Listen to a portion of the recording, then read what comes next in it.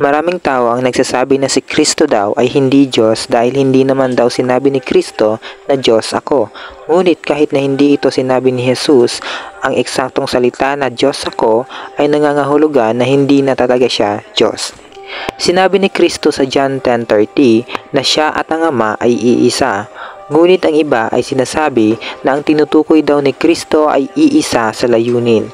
Pero makikita natin sa reaksyon ng mga Hudyo na hindi yon ang dahilan kaya nagalit sila kay Kristo. Ang dahilan kung bakit nagalit ang mga Hudyo ay dahil sa kiniklaim ni Kristo na kapantay siya o isa siyang Diyos. Sumagot sila, hindi ka namin babatuhin dahil sa mabubuti mong gawa, kundi dahil sa paglapastangan mo sa Diyos, sapagkat sinasabi mong ikaw ay Diyos, gayong tao ka lang. Naintindihan kaagad ng mga Hudyo na kiniklaim ni Kristo na siya ay Diyos kaya labis na lamang ang galit nila. Nang sabihin ni Jesus na ako at ang Ama ay iisa, pinapahayag niya na iisa sila sa nature and essence according sa John 8:58. Jesus said to them, "Truly, truly, I say to you, before Abraham was, I am." Kung babalikin natin sa Exodus chapter 3 verse 14, ito rin ang sinabi ng Diyos nang nagpakilala siya. God said to Moses, "I am who I am," and He said, "Say this to the people of Israel, I am has sent me to you." Kaya labis na lamang ang pagkagalit ng mga Hudyo kaya gusto nilang batuhin si Kristo sa paglapastangan niya sa Diyos.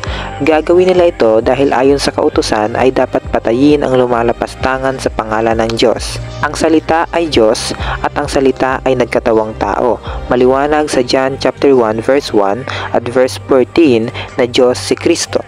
Acts chapter 20 verse 28, ingatan ninyo ang inyong sarili at ang buong kawan, sa kanila'y inilagay kayo ng Espiritu Santo na mga tagapangasiwa upang pangalagaan ninyo ang iglesia ng Diyos na binili niya ng kanyang sariling dugo.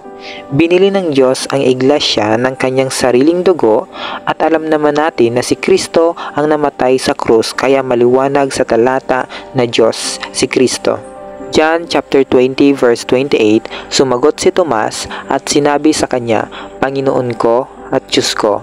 Maliwanag sa talatang ito na tinatawag ni Tomas si Kristo na Diyos at hindi siya itinuwid ni Kristo sa sinabi niya bilang pagpapatunay na hindi nagkamali si Tomas.